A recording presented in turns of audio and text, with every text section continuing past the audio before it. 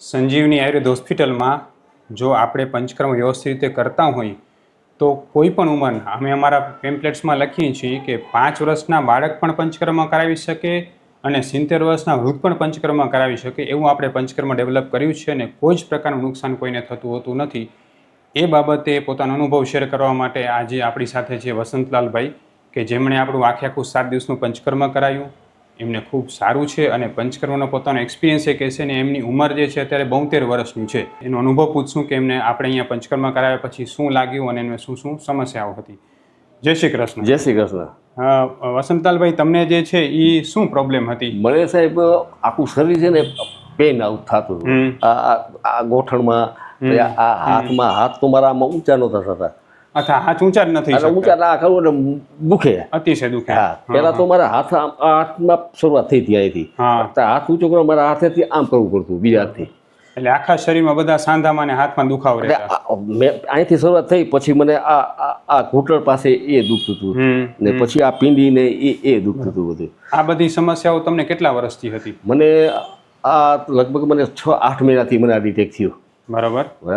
એટલે પછી મેં કોઈ દવા તો એલોપેથી તો મેં કીધું મારે નથી લેવી, એમને મટી જાય તો ઠીક છે. પછી મને ખ્યાલ મને જાણ કરી મોરબી, હું મોરબીનો પટેલ છું, તો મોરબી થાય પેશન્ટ આવતા હતા એ મને ખ્યાલ આવ્યો. મેં કીધું તો મને તો ખબર નથી મને, એટલે હું. તમે ક્યાંથી આવો છો?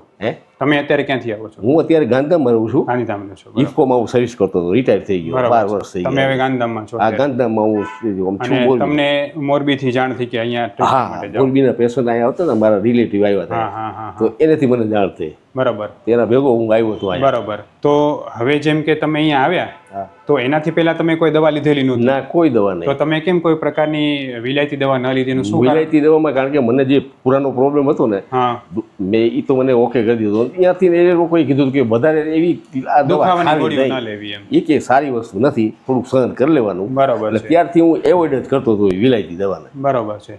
તો દુખાવા માટે તમે કાંઈ લેતા કે લેતા જ નહીં? ના, હું ક્યારેક મેં એક પેન કિલર લીધી હોય કદાચ. બરાબર. બહુ વધારે દુખતું હોય તો લીધું. એનાથી કેટલો ફરક લાગતો એમ?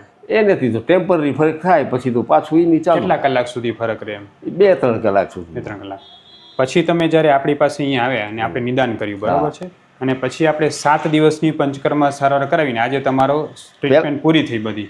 પહેલા મેં 14 દિવસની મને દવા આપી તમે, પછી ફરીથી હું આવ્યો તો તમે મને ખબર નથી પંચકર્મ શું કહેવાય. તમે કીધું કે પંચકર્મની આ ટ્રીટમેન્ટ આવશે. મેં કીધું સારું, હાલો હું પંચકર્મનો મેં કીધું છે શું, આમાં કોઈને બોલાવવા પડશે, મારા ફેમિલીને કોઈને સાથે આવવું પડશે કે એડમિટ થવું પડશે, એ મને કંઈ ખબર નહોતી. એટલે મેં કીધું હું જરાક 2 દિવસ પછી તમને આવો. એટલે પછી હોય 14 દિવસની બીજી તમે દવા આપી હતી ઉકાળાની, એ મેન્ટેન કરતો જ તો હું. પછી એ પૂરી થઈ એટલે હું આવ્યો ને એપોઇન્ટમેન્ટ લઈ લીધી મેં. પછી મેં થોડુંક જાણ્યું કે આ પંચકર્મ છે શું, મને એની કાંઈ ખબર નહોતી. પછી પંચકર્મ ચાલુ કર્યું ને મને પંચકર્મનો સારો અનુભવ થયો અને ઉકાળા મેં લીધા એનાથી મને 50% તો ફરક પડી ગયો તો. બરાબર છે. પછી આ કીધું પંચકર્મ હોય કે બીજી કોઈ ટ્રીટમેન્ટ હોય, મેં કીધું મારે તો બધી કરવી છે પૂરું. બરાબર છે. તો તમને ગમે એટલી વાર લાગે, મને કઈ વાંધો નથી. તમને જે દુખાવા થતા એમાં તમને શું થતું એમ? કેટલી હદે દુખાવા થતા એમ? આ વસ્તુ અહીંયા દુખતી અને આમ હાથ ઊંચો ન થાય, હાથ પછી આ હાથ પકડો, પછી આ બધું પકડું. બરાબર છે. ત્યાં સુધી મેં કોઈ વિલાયતી કે એલોપેથી દવા લીધી નથી. આ નથી લેવી મારે.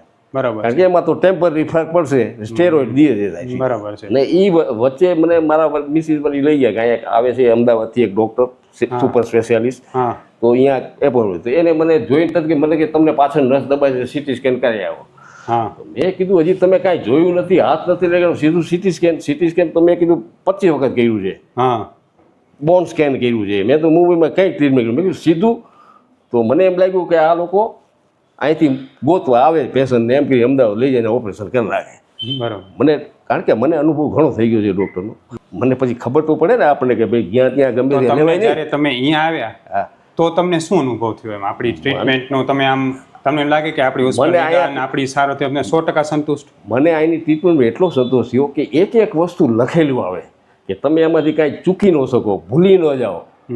એક કાગળમાં એક વસ્તુ લખેલી છે એની અંદર કે આપણે વાંચીને સમજી શકો, કોઈ ઉલટું કાંઈ ના થઈ જાય. બરાબર. એટલે એ એક વ્યવસ્થિત કામ છે. જો સ્ટાફ બધો વ્યવસ્થિત છે. પંચકર્મમાં તમને કેવું લાગ્યું? પંચકર્મમાં બહુ મજા આવી. મને કોઈ પ્રોબ્લેમ થયો નથી. બરાબર.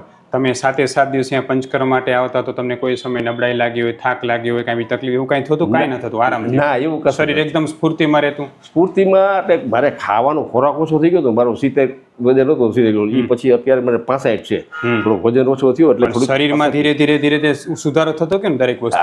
હા. બરાબર છે. અને આમ તમને શું લાગે, એવું લાગે કે વડીલો આ પંચકર્મ ન કરી શકે એવું તમે લાગે? કરી શકે. આમાં સાવ ઈઝી છે સાહેબ. આમાં શું નોકરી આવે? એલોપેથીમાં સાહેબ આપણે કાપી નાખે છે, તો એ થઈ શકે તો આ ન થઈ શકે. હવે વસંતલાલભાઈની ઉંમર 72 વર્ષ છે. મેં આ વિડીયો એટલે બનાવ્યો કે ઘણા બધા વડીલો જે છે એ ડરતા હોય કે પંચકર્મમાં શું થઈ જશે. કોક એમ વિચારે કે અમને ઘી પીવડાવશે, કોક વિચારે કે અમને જે છે એ ઝાડા કરાવી દેશે, કોક વિચારે અમને ઉલટી કરાવી દેશે. પણ ખરેખર જે છે એ પંચકર્મ સારવાર જો સરળતાથી ને વ્યવસ્થિત ડિઝાઇન કરવામાં આવે, પેશન્ટની પ્રકૃતિ સમજવામાં આવે ને પેશન્ટ વ્યવસ્થિત કરતું હોય તો કોઈ જ પ્રકારની કોઈ પણ ઉંમરમાં પ્રોબ્લેમ થતી નથી હોતી. કારણ કે પંચકર્મ કરવામાં એટલે જ આવે છે, જો નિષ્ણાત પંચકર્મ ડૉક્ટર હોય, તમે કોઈ પણ જગ્યાએ પંચકર્મ સારવાર કરો ને તો ખાસ એ ડૉક્ટરને 2 વસ્તુ પૂછો. સૌથી પહેલી વસ્તુ એ પૂછો કે આનાથી મને કોઈ થાક, નબળાઈ, કોઈ તકલીફ નહીં થાય ને. અને બીજી વસ્તુ તમે ડૉક્ટરને એ પૂછો કે આનાથી મારો રોગ કેટલો ઝડપથી દૂર થશે. કારણ કે આયુર્વેદમાં સ્પષ્ટ લખ્યું છે કે પંચકર્મ સારવાર કર્યા પછી તમારો રોગ ઝડપથી દૂર થાય, તમારા શરીરમાં સ્ફૂર્તિ આવે, આ બધા જ લક્ષણો જોવા મળે.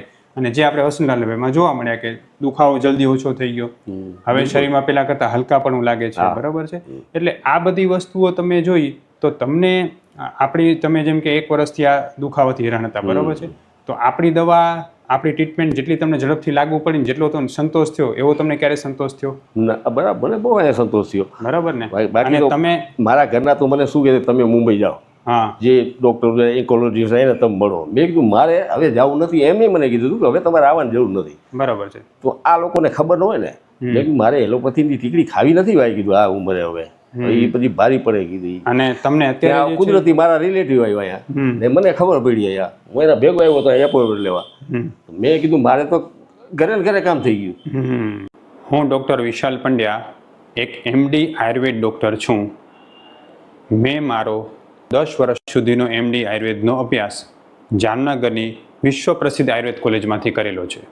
2011થી એટલે કે છેલ્લા 13 વર્ષથી હું ગાંધીધામ કચ્છ ખાતે NABH માન્યતા પ્રાપ્ત પંચકર્મ આયુર્વેદ હોસ્પિટલ ચલાવું છું. અમે લોકોએ આયુર્વેદ સારવારથી હજારો દર્દીને સાજા કર્યા છે. તેના વિડીયો રિવ્યૂ અમારા આ જ ફેસબુક, ઇન્સ્ટાગ્રામ કે યુટ્યુબ ચેનલ ઉપર છે, જે જરૂર જોવા અને જાણો કે કેવા જૂના રોગો કેટલા ઝડપથી સાજા થયા છે. અમે 2 રીતે સારવાર કરતા હોઈએ છીએ. સૌથી પહેલાં તો કચ્છ કે એની આસપાસના દર્દીઓએ હોસ્પિટલમાં રૂબરૂ બતાવવા માટે આવવું, અને બીજું કચ્છથી દૂર રહેતા દર્દીઓ માટે ઘર બેઠા ઓનલાઈન દવા પણ મંગાવી શકે છે.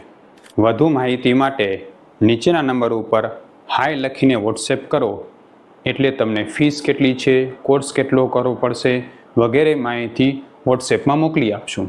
બરાબર છે.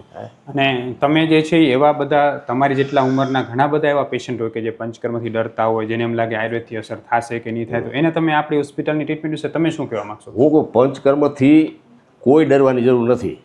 આનાથી ફાયદો થાય છે, 100% ફાયદો થાય છે. ને હું તો ખોટું તો બોલવાનું આવશે જ નહીં ને. જો કાંઈ નહીં થતું હોય તો હું ચોખ્ખું કહી દઈશ ભાઈ નથી થયું. હા, બરાબર. બાકી મને તો સંતોષ છે.